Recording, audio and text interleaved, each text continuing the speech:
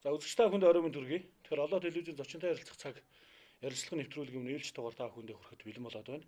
За бид энэ удаагийн дугаарынхаа зочноор за шилдэг нийтлэлчдийн клубын гишүүн нийтлэлч Төмүүлзийг урьж оролцуулж байна. Тэгээд танд бас манай студид хүрэлцээрсэн талархсан илэрхийлье. Баярлалаа. Урьсанд баярлалаа. Тийм тэгэхээр таны нэрийг зүгээр Төмүүлзийг гэхээр үзэгчид тийм бол гэж ингэж гайхаж байгаа. Зүгээр би лав хувьд Төмүүлзий гэдгээс илүү Артинян гэдэг нэрээр Баабар цагийн минь нийтлж Артинян гэдэг нэрээр сайн мэдх юм л да. Тэгэхээр яаж яваад энэ нэрийг одоо хэрэглэж нийтлэл юм бичих болов гэдгээс ойл яриа хэлэх. Яг анх зүгээр санаанд тэгвэл сонгоцсон л та зүгээр одоо бараг 4-5 жилийн өмнө ингээ блог бичиж эхэлж байсан. Тэгээд тухайн үед л нэр олдохгүй ч байх вэ. Тэгэл олон нэрнүүдээс Артинян ингээ сонгоцсон. Гэтэ жоохон төвөгтэй урт нэр юм шиг санагдтыг. Энэ 3 үсэгтэй 4 үсэгтэй нэр сонгосон бол одоо надад амарч байх юм билүү гэж хатагдаад. Гэхдээ ямар ч юм энэ нэрээр бол олонд одоо тий одоо нэгэнд сонгосноор одоо бантаад их үдэ яваад л байна да. Зүгээр шилдэг нийтлэлчдийн клуб гэхээр би бас гайхаад байл. Зүгээр яг шилдэг гэж хэн нэрлсэн. Тэгээ энэ клубын гишүүн гэж хэнийг хэлэх юм. Магадгүй үзэгчид дотроос өөрийгөө шилдэг болох юмсан гэж бодож байгаа. Эсвэл энэ бичлэгээрээ энэ клуб дэлсэх юмсан гэж бодож байгаа хүмүүсээ ямар одоо байдлаар энд хамрагдах хэрэгтэй юм бол. Нэрний тухайд гэвэл одоо ямар ч байсан би бол өөрийгөө шилдэг гэхгүй мэдээж ер нь гэж бодож байгаа хүн байхгүй байх л та. Зүгээр нэг шалгууртай гэсэн тэр нь болохоор арай олон хандлт авдаг хүмүүсийн одоо нэг чуулбар болгоцсон юм уу да. Тийм л маягтай. Тэгээ тэр үнийхээ хүслээр орох хүсэлтэй хүн байвал ордог ч юм уу тийм юм шиг байгаа. Зүгээр нэрний тухайд гэвэл одоо богино сусан л тэр бахал та. Олон хандлт авдаг хүмүүсийн клуб шилдэг нийтлэлийн клуб тийм ээ гэж тиймэр болоо тийм л баг. Зүгээр Баабар цагийн минь нийтлэлчд гэдгээр нь хүмүүс бас та бүхнийг сайн таньдаг. Тэгээд би ч бас орж уншдаг. Нилээн одоо цаг үеийн үйл явдлуудыг ерөөсөө алгасахгүй. За филетон маягтай, за бас жага өгөөцсөн маягтай нилээ хурц зарим талаас ингэж бичдэг л дээ. Тэгэхээр таны хувьд бол бичлэгийн хэлбэр бас хөвөрөв онцлогтой санагдаад байдаг юм. Манай үзэгчид Артинаны бичлэгийг бас уншдаг нэг нь бол мэдгэл авах. Зүгээр яаж яваа дахиад би асуух гэдэг. Энэ ийм маягаар бичдэг. Ер нь энэ өнцгөөс нь бичвэл хүмүүс илүү хүрх юм уу гэж бодов. Эсвэл ерөөсөө таны бичих хандлага ингээд огтчоо тийм ээ. Яг олон янзаар л одоо би өөрөө хэвлэлийн газар ажилладаг. Хэвлэх үйлдвэр бол биш, хэвлэлийн газар гэдэг. Тэнд болохоор би өдөр тутам оногцсон ажиллаа хийн, тэнд олон янз ажил хийн л зүгээр ном бичнэ, сэтгүүл бичнэ гэдэг ч юм уу. Номны өмнөх хүүхч гэдэг юм уу. Тэгээд айгүй олон төрлийн бичээд байдаг. Зүгээр миний анх одоо энэ клубт нэг дуудагдахдаа би юм ингэж бичдэг байсан. Тэрүүгээрээ л дуудагдсан юм л тань. Тэгэхээр энд байх гэж ч юм уу эсвэл зориуд сонгож авсан тийм байхгүй байгаа л одоо энэ л. Тэгээд Артинаа нэг үгийг их алдаатай бичдэг тий. Тэгээд хэрэгээр одоо монгол хэлийг юу гэдгийг нэлээд одоо мушгиж байна. Их хэлийг одоо аюулд учруулахад одоо гар бие оролцож чинь гэдэг юм иймэрхүү комментүүд бас байдаг юм билээ доор тий. Өөрөө ч бас анзаарсан баг. Монгол хүн байгаа цагт монгол хэл байж л байгаа хаа. Тэгээ устчвал одоо тэр цагаас эхлээд гадаад хэлээр ярих хэрэгтэй болдог байна. Ядтаар ч юм уу тэгээ бөөн төвөг үсттэй юм. Монгол хэлээ мартаад ядтад хэл сурч эхлэх хүртлээ хаач юм дээ тэгээд би бол яг хэл бичгийн дүрм сайн мэднэ миний хувьд.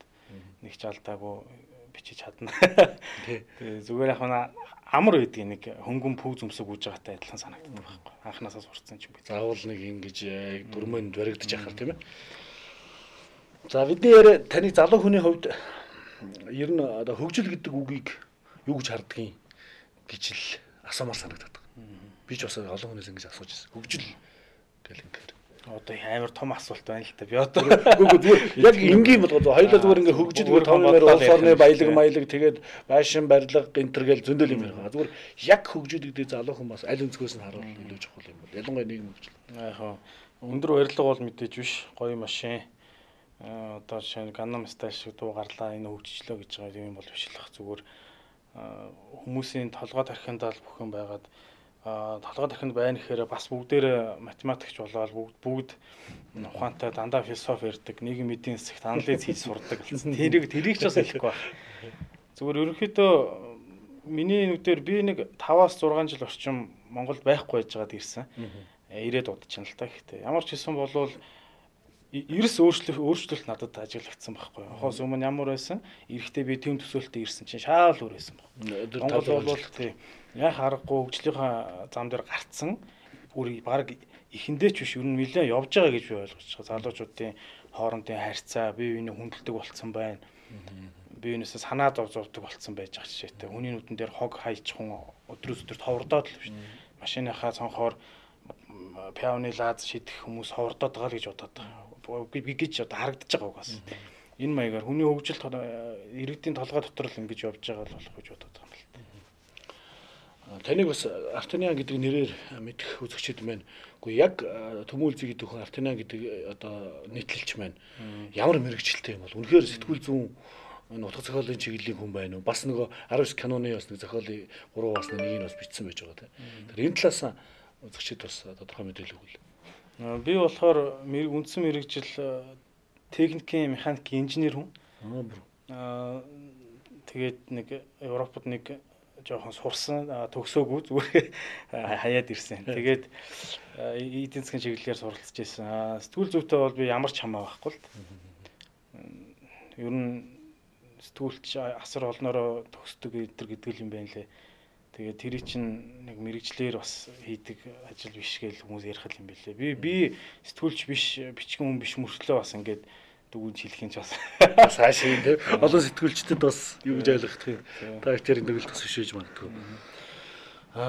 Каноны зохиол бичсэн бас одоо шинэ ном гарах гэж байгаа тухай мэдээлэл байсан. Тэгэхээр та бас яг энэ ялангуяа шинэ номны зохиолтой, шинэ каноны зохиолтой холбоотойгоор Афганистан улсад нэг 20 гаруй хоног яваад тэр талаар бас нийтлэлүүд, бичвэрүүд бас тавьж ирсэн санаж байна.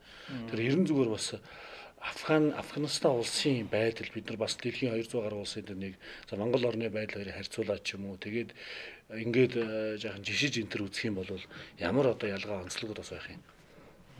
Зөвлөл юм ярих байх тавчхан. Энэ цовруул нэг 4-5 нийтлэл бичсэн л те. Тэгээд үнэхээр ингээд за би л Афганистанд байхыг эзэж хүсэхгүй тэнд амьдрахыг бүр орж сууж эх орны даалгавар өгдгүүл юм бол би хүсэхгүй юм байна. Гондоо бүр ингээд дээрээс дарсан тийм орчин. Тэгээд гэрээсээ гарч явсан аав нь ороо буцаж ирэх ямар ч баталгаа байхгүй. Хүүхдүүд хүртэл ингээд гадаа тоглох дуртай байдаг ш та газар хүүхд. Тэгээд тоглохч тийм арга байхгүй. Гэхдээ одоо бол харьцангуй байдал сайжирсан байлээ. Өслийн цэргүүд нь нөгөөдүүлийн шахаад энэ талтаа амьдрал босгож л байгаа юм байлээ л дээ зүгээр. Тэгээд тэгэж бодоод тэгээд яг Монголынхоо Шингис хаан зочд Шингис олон улсын хэсэг буудалтай хөл тавиад амьсгаа авсан. Агаар магаар үнэхээр амттай байд юм билээ шүү. Монгол шиг амгалан ийм сайхан орн байхгүй. Хэрэлтэй л уус төр нам инээ тэрэгээл зүгээр тэр бол жаргал юм бэл. Ингээ дотроо ингээд зүгээр үгээр хэрэлтэй байж хань жаргал юм билээ шүү.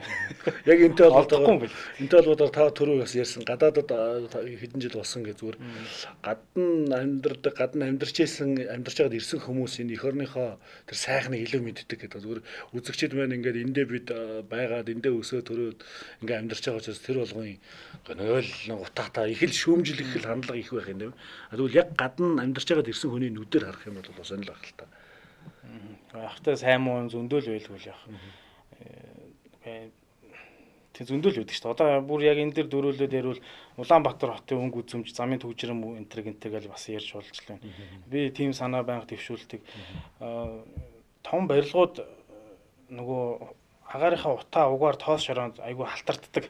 Өөр байшин болгоны эзнийхэн зардлаар угаалгаад байл та. Орон сууцны байшин ч гэсэндээ сүүгийнхэн зарлаар угаалгаж болно шүү дээ. Байшингаа жилдээ нэг угаачихна. Яг хөө тэрийгэ болохоор бороонд угаагдчих юм чи ярьшиг гэдэг байхгүй. Бороо тал талаас нь сайхан шүршээ. За тэгвэл бороогийн хэлэнд бол хөөс шүршээ угаалгаад гэж юм хэрэг. Төвжрээ гээл төвжрийн хүмүүс мөхөндаал гэдэг. Нэг ч төвжирдгүү хот бол хасар ядуу хот гэж таарна шүү дээ. Чи байлгүй яхав тэ нэг уулзур дээр нь 20-30 машин байж нэг ч машин уусаа gooш. Хөгжлөө дагаж гарч ирж байгаа бэрхшээл дагаж нэг шүү дээ. Энийг харин гоё шийдэх хэрэгтэй. Тэгээд шийдэх бас нэг юм харагдаад л үүдэг. Би ч одоо ямар юм хардаг юм шиг л дээ зүгээр.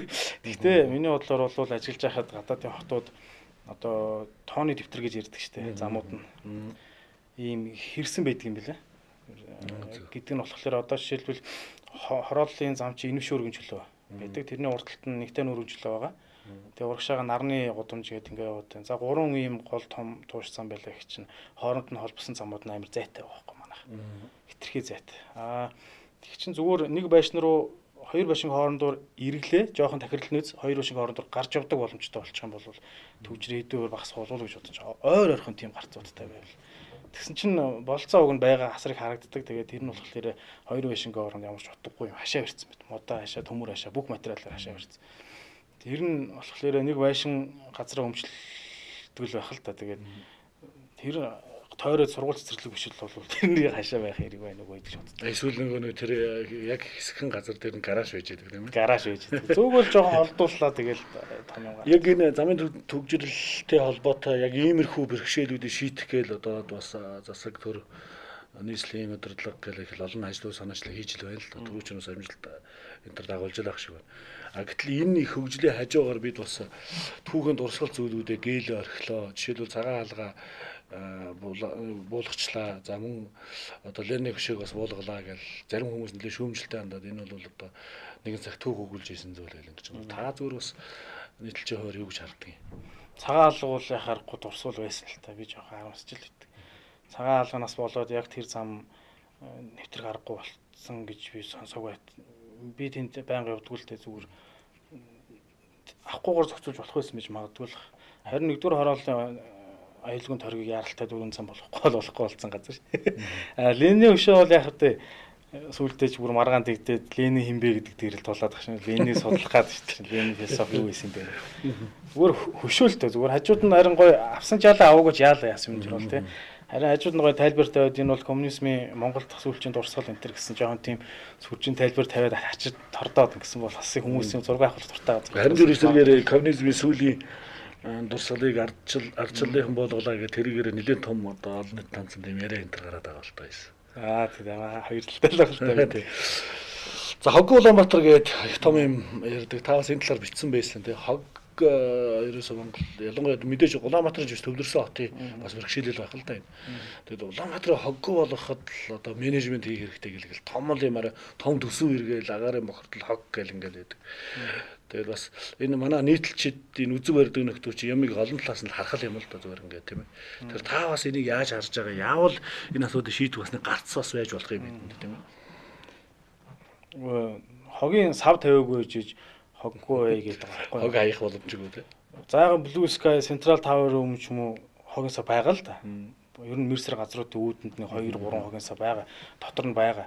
Гудамж дагуу нэг ч хогийн сав байхгүй. Тэгээ хогоо бити хаягаа. Одоо энэ Хоггүй Улаанбаатар гэж уриалаад идэг төрийн бус байгууллагууд ийм залуучууд нэгдсэн байдэн штэ.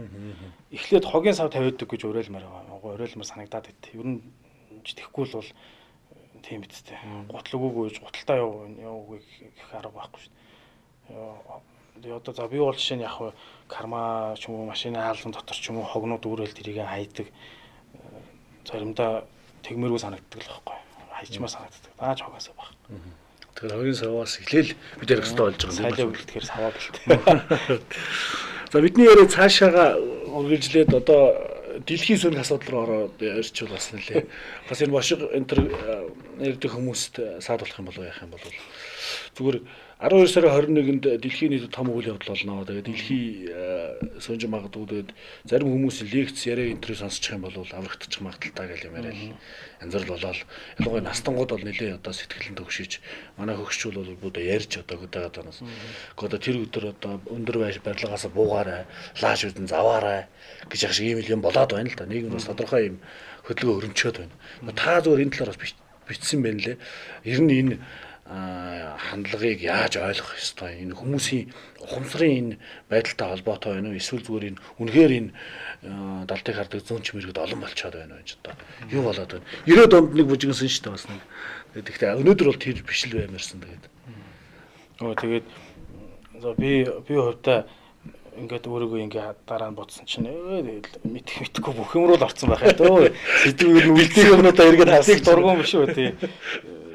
Тэгэхдээ явахтай наадлынх нь хамгийн наадлын төвшөндөр нь ярьж яхад яах вэ бид нэр тий. Зүгээр тэр нэг ямар ч хэлсэн нэг сэтгцийн эмгэг судлалын нэг эмчийн яриа байдаг байхгүй юу. Зурагтаар жагсаал цуглаан гарах эсвэл хин нэг нь далд ертөнц ямар нэгэн бошго тэнгэрийн ийм дохио юм ярихлаар өвчтнүүд нь бүр илт идвчдэг сэтгэл хөдлөлийн байдалд ордог гинэ. Алга ташаад хэмжээ би энд оролцоод ирээ намайг явуулаад өгөөч. Энэ хүн миний мэддэг юм яриад байна. Би энэ хүнтэй санал нийлж ийн энэ гэд өвчтнүүд нь айгүй зовоогоод ундаг гэсэн. Тэгэхээр тэд нэр аль болох зурагтаар энгийн хэлбэр юм үзүүлдэг юм шиг байл л дээ. Хүүхэлдэйн кино, байгалийн зураглалаас илүү юм үзүүлдэг. Ягаад тэр өвчтнүүд нь тэтгэжээд байдаг. Тийм ээ. Энэ үн дээр одоо гэхдээ би нэр өвхөн хүмүүсийг сэтгцэн өвчтэй энэ төр гэх гээгүй л дээ зүгээр. Ерөнхийдөө ингэж уваагүй ажиллахаа болов яасан бэ л гэж байгаа байхгүй юу. Мэдчихэл байгаа л та цаана энэ бол инээдтэй юм аа гэдэг. Нэмтгэж бүр өөртөө магадгүй зарим нүрээ итгэцэн өөртөө тэрэндээ тийм байт юм шүү. Би бас тэгж хараад байна. Гэтэ эрүүл хүн ч гэсэндээ эрүүл хүнд ч гэсэн тиймэрхүү үзэгдэл ажиглагддаг гэсэн ялангуяа гэмт хэрэгтнүүд хэрэг хийгээгүй гэж мэлзээд ирэхээр тэрэндээ яг итгэцэн байж идэг гэсэн сүүл рүүгээ. Тэгээ бүр ингээд нотлох гарч ирээд хахад хийгээгүй гэдэгтээ итгэчээ байж идэг. Өөрийнхөө өндлөгөөс нь дахиад өөрөөсөө гараад орчдөг ч юм уу тийм үзэгдэл болт юм шиг. Тийм л бах. Тэгээ бас айгүй жигтэй айгүй шудраг бус тий хатуу хандж шít одоо сэтгэлэн сайхан байл да би авраад үгүй гэж яхаа ер нь номоо зарах гаалаа. Лекцийн билетийг зарах гал 19:50-аар залгал өнгөө өргөж өгнө. Саяхан бас нэг том лекц ярьсан. Тэгээд бас нэг арахад гинөө юу гэнэ одоо өөхөх зөв өөхөөс үнсэн шин төрөл болох аргыг одоо зааж өгнө гэдэг нэг ярьж байхыг бас сонслоо. Тэгээд их л гайхаж байлаа. Тийм. Тэгэхээр энэтэй холбоотойгоор шашин юм уу, бөө мөргөл юм уу, зүм бэлэгтнүүд олон болцсон юм уу. Зүгээр магадгүй энэ хүмүүсийн оролцоо нэг юм их байдаг бол зүгээр улс төрийн энэ томоохон бодлогыг бол бид ийшээгээ бас найдаж гаргуул яасан. Тэднэр шийдвэрлэл яасан гэсэн бодол төрхийн заримдаа бас. Надад ч тийм бодол төрдөг шүү. Тэгэхээр энэ дээр та хоёр санал нэгтэй байгаа юм байна. Ёо жаах улс төрөө нэг хоёул уг нь тохирох эхлээд яриандаа бол улс төр чихгүйгээр яриа гэсэн. Тэгээд өөрөө ирэх улс төржмөр санагдаад байна. Ялангуяа манай гишүүдийн амлага энэ төр тийм ээ. Шин одоо намын мөрөн хөтөлбөр зүйлүүдийг хараад жишээлбэл би саяхан ингээд харсан чинь шодрог ёс гэдэг юмыг л одоо бүтээн байгуулна л гэдэг байна. Улс төрийн намд одоо нэрийг хэлээд байгаа. Гэтэл яг шодрог ёс гэдэг зүйл өөрөө байгаа мó юм уу? Байд юм уу гэдэгт бид эргэлзэхэд л хүрээд байна л. Яг бариад авах шудраг ёс нь хаана байна. Энэ чинь манай нэг хүн хилцсэн байгаа шүү дээ. Шудраг ёс буюу шудраг үйл явдал ер нь гэдэг тийм бариад авах тийм байдаггүй. Ер нь шудраг гэдэг үг өөрөө зүгээр үг л болохоос зүгээр яг гоё болгоё гэх юм бол хуулинд заагдсан үг болгоныг хэрэгжүүлдэг хэвшүүлнэ л гэсэн л үг юм гэж өөрөөсөө бодоод байгаа юм билүү дээ л гэж бодлоо. Тэгээд шудраг гэдэг үгийг барьж улс төр хийдэг л юм шиг харагдав. Тий ард хүмүүж гэж юу байлаа. Шудрагч гэж юу байлаа. Тэгэхээр үзэгчдээ бидний нэвтрүүлэгт маань Баабар цагийн маань нийтлэлчдийн клубын нийтлэлч Төмөөлзөө буюу Артена оролцож байна. Тэгээд бидний яриа бас та бүхэнд сонирхолтой байдлаар хүрч байгаа бахаа гэж ингэж итгэж байна. Тэгээд дахиад хоёул залуучуудынхаа энэ орчин залуучууд ялангуяа нийгмийг аль өнцгөөс харж байна, тийм ээ? Хүсэл мөрөөдөлтөд хүрэх, зорилгодоо хүрэхийн тулд одоо ямар идэвх гаргаж байна гэдэг энэ зүйлрээ хоёулаа бас залуу хүний хувьд нэг их тийм сургамж айлтах нь одоо бас хайшаа. Юугаач айлтах уу? Тэгэхээр зүгээр ер нь юуг анхаарах ёстой юм бол бид нар бас ингээд миний ажигласнаар магадгүй залуучууд мөрөөдлийнхөө төлөө илүү их ажиллах хүч гаргах хэрэгтэй юм шиг нэ дутуу байгаад байгаа санагдав. Харин ч нэг үе бодвол гайг болсон юм санагдаж байна. Хуучин чинь тусгаар тогтнол, үндэсний аюулгүй байдал, хятадын одоо эзлэн түрэмгийл, озооны цорхоо бүгдэнд нь санаа зовж хоорондоо мэтгэлцдэг байсан шүү дээ. Одоо болохоор тэднэрийгээ болцсон байлээ. Ашгүйдэ гэж бодож байгаа. Багассан байлээ илт. Тэгээ одоо бол нэг санаа зовж байгаа юм нь юу байлаа та мартчихлаа. Нэг арай жижигсэн л үл ямар ч юм. Магадгүй дэлхийс өнөх шүү. Дэлхийс өнөх хүмүүс дээр арайж яхаа болцсон юм шиг байлээ тийм. Тэгэл хувийнхаа амьдрал өөрийнхөө хүүхдүүдийг тэжих яаж мөр өвтө явуулах тэрийг л бодоод хичээгээд явбал ч одоо хамгийн том тус тэр магадгүй их оронд оруулж байгаа тус магадгүй тэр л байгаа тийм. Магадгүй ч ерөөсөө тэр л байхгүй тийм л. Гай болж шүү дээ. Тийм ээ. За би ч бас олон юм ярьж байгаа шиг үү. За ингээд үзэгчтэй энэ удаагийн нэвтрүүлэг маань энэ төрөйд өндөрлөх боллоо. Манай найруулагч маань бас нэвтрүүлгийн цаг дууссныг бидэнд сануулж байна. Тэгээд өнөөдрийн манай зочинтой харилцах цаг нэвтрүүлгийн маань ээлжид одоо болонд ээлжид ярилцлагад маань шилдэг Баабар цагийн маань шилдэг нийтлэлчдийн клубын гишүүн нийтэлч Төмөөлзөө буюу Артаны оролцлоо. Тэгээд дахин одоо бас бидний урилгыг хүлээж авч манай студид төрж үзэгчд маань сонирхолтой яриа өснөө талархсан илэрхийлье. За баярлалаа. Мөгөдөө бас баярлалаа. За ингээд үзэгчдээ бидний нэвтрүүлгийн төрөд өндөрлөө дараагийн нэвтрүүлэг хүртэл түр баяртай үзэгчд.